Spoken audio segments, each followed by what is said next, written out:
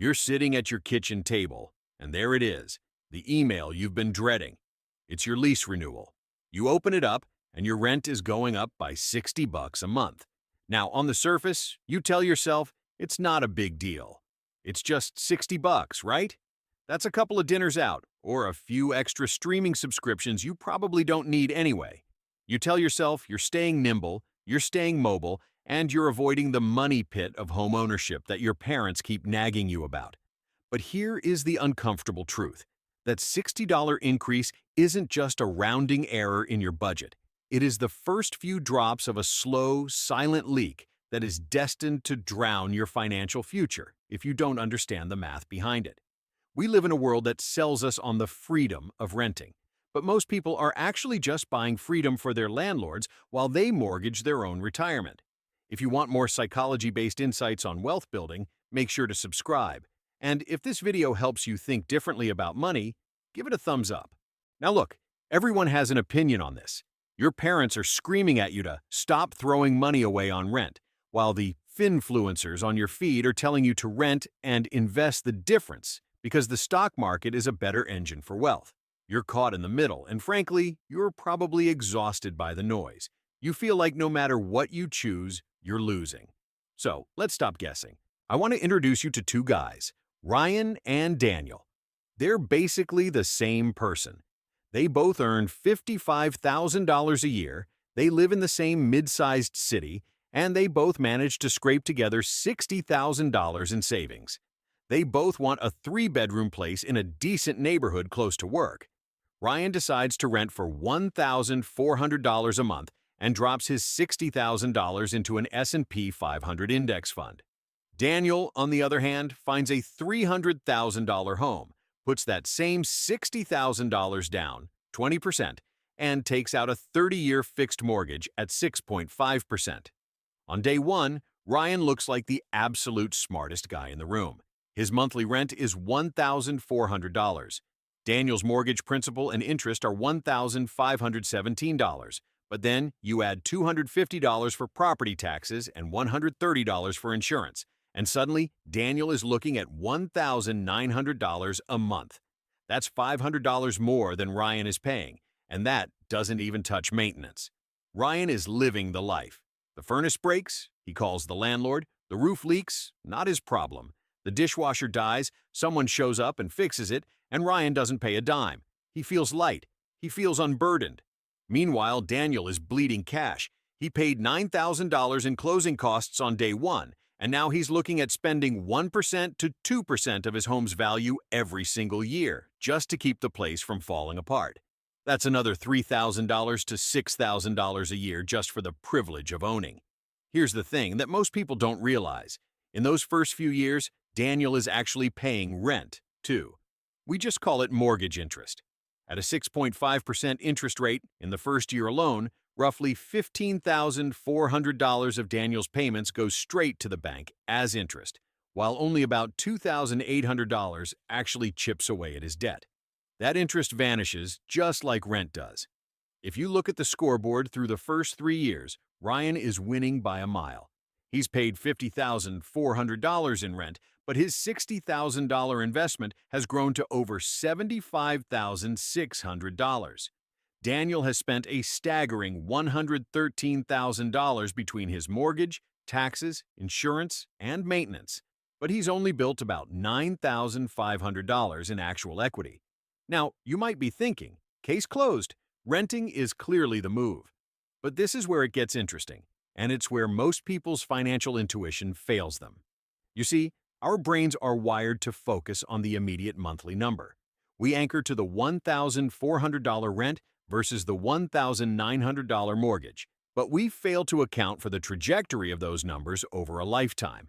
Let's look at what happens in year 4. Ryan's lease comes up, and the rent goes up by 4%. It's only $56 a month. Ryan barely notices. He thinks, I can skip a couple of lattes and be fine. But then it happens again the next year, and the year after that. Now look at Daniel's mortgage payment. It's $1,517. It was $1,517 on day 1. It's $1,517 in year 5, and it will be $1,517 in year 25. A mortgage is a fixed cost that inflation slowly makes cheaper in real terms every single year, while rent is a variable cost that only trends in one direction, up. This is the quiet mechanism that changes everything. Ryan's $1,400 rent, growing at a modest 3.5% a year, becomes $1,870 by year 10, $2,510 by year 20, and a massive $3,370 by year 30. Daniel's principal and interest? Still $1,517. Now look, let's talk about the psychological toll of that variable cost. Every time Ryan's rent goes up, his landlord is effectively taking a raise out of Ryan's paycheck. Ryan has to work harder just to maintain the same standard of living. Daniel, however, has effectively frozen his housing costs in $2,024 dollars. As his salary grows over the next 30 years, that $1,517 payment becomes a smaller and smaller percentage of his income. By year 10, it feels normal. By year 20, it feels cheap. But here's the real shocker, the thing that almost never gets talked about in the monthly payment debate, and that is the power of leverage. This is the single biggest advantage homeowners have over renters. Ryan is earning an 8% return on the $60,000 he actually has in the market. Daniel, however, is earning appreciation on the entire $300,000 value of the house. Even if the home only appreciates at a conservative 3.5% a year, Daniel is earning returns on an asset that is 5 times larger than his initial investment. His money is working 3 times harder than Ryan's. By year 6, the math has quietly but violently reversed. Daniel is sitting on roughly $78,000 in equity, wealth that literally didn't exist 6 years ago, while Ryan is starting to see his rent creep past Daniel's total housing costs. Now look, I can already hear the objections. But what about the flexibility? What if I want to move? And what about the opportunity cost of that down payment? Those are valid points. Real estate isn't a liquid asset, and illiquid assets can be dangerous when life doesn't go according to plan. If you're staying in a place for less than 5 to 7 years, buying is almost always a money loser. Between the closing costs on the way in and the 5% to 6% agent commissions on the way out, you're going to get crushed before you build enough equity to break even. And if you live in a market like San Francisco or Manhattan, where a home costs $1.2 million but rents for $3,500, the math is so skewed that buying makes 0 sense. In those hyper-bubble markets, the renter actually does come out ahead if they have the discipline to invest the difference. And that leads me to the psychological trap. Here's what most people don't realize. Renting as a strategy only works if you are a financial monk. If you take every single dollar you save by renting, the difference between that $1,400 rent and the $2,500 total cost of owning, and you religiously pump it into an index fund for 30 years without ever touching it, you might close the gap. But let's be honest with ourselves. Most people don't do that. That extra $500 or $1,000 a month usually gets absorbed into lifestyle creep. A slightly nicer car, a few more dinners out, a bigger vacation. Home ownership is a form of forced savings. You pay your mortgage or you lose your house. That psychological pressure actually builds more wealth for the average person than a voluntary investment account ever will. Think about the phantom costs of owning that people love to complain about. Yes, a new roof costs $15,000. Yes, an HVAC system is $10,000. These are brutal hits to your budget.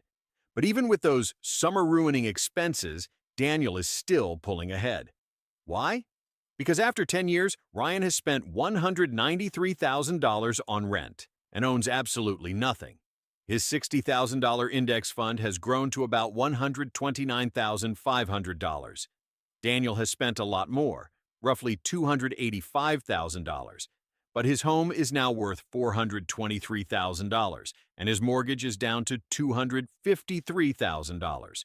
That means Daniel has $170,000 in equity sitting in his driveway. When you net it out, Daniel is $40,000 to $60,000 ahead of Ryan after just 1 decade. This is where it gets interesting, because the gap doesn't just stay there, it accelerates. Every year that passes, Daniel's debt shrinks, his home value climbs, and Ryan's rent goes up. But the most sobering part of this whole comparison isn't the mid-career years. It's the finish line. There is no month 361 for a renter. There is no payoff date circled on the calendar where the payments stop. When Ryan is 70 years old and retired on a fixed income, he is still writing a check for over $3,300 a month to a landlord. He is building his life, his memories, and his sense of security on a foundation that someone else owns. His landlord can sell the building, raise the rent beyond his budget, or just decide not to renew the lease with 60 days' notice. Daniel, at year 30, makes his final payment. His housing cost literally drops overnight from thousands of dollars to maybe $600 a month for taxes and insurance. He owns an asset that is likely worth over $700,000, and he is living in it for next to nothing at the exact moment in his life when he needs that cash flow the most. Daniel won not because buying is always better, but because he locked in a fixed cost in a world where everything else keeps getting more expensive. So, what's the actionable advice here? Stop making a $300,000 decision based on a $1,400 monthly number. If you plan on being in a city for a decade or more, and the market math isn't completely insane, buying isn't just a lifestyle choice, it's a wealth-building necessity. But if you're young, mobile, or living in a hyper-expensive city, renting is a powerful tool if and only if you treat that saved difference like a bill you owe to your future self. Here's the thing. The real math is about more than just spreadsheets. It's about control. Renting means you are an observer in your own life's biggest expense. Buying means you are the architect. The real trap isn't renting, and it isn't buying. The real trap is a lack of trajectory. It's making decisions based on right now without ever asking what those decisions cost you over 20 or 30 years. Every time your lease renewal shows up with a 4% increase and you tell yourself it's nothing, you are ignoring the only math that actually matters.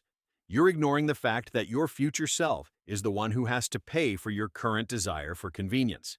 So, look at your numbers. Run the long-term math. Don't let the house trap or the rent trap be something you discover when it's too late to change the outcome. Wealth isn't built by being nimble. It's built by being intentional. Now go out there. Look at the trajectory of your housing costs and start building a foundation that you actually own. The finish line is coming whether you're ready for it or not. Make sure you're the one holding the keys when you get there.